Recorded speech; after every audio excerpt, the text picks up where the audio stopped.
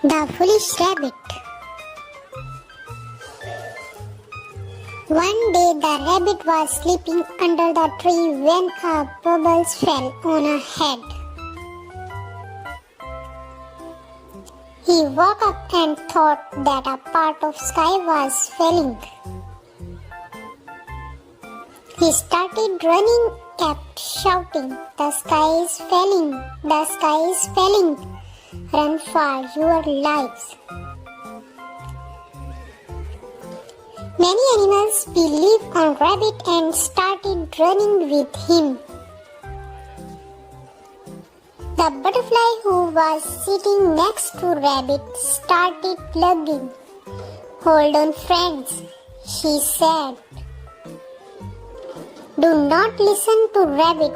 It was just a pebble fell into the head." Moral: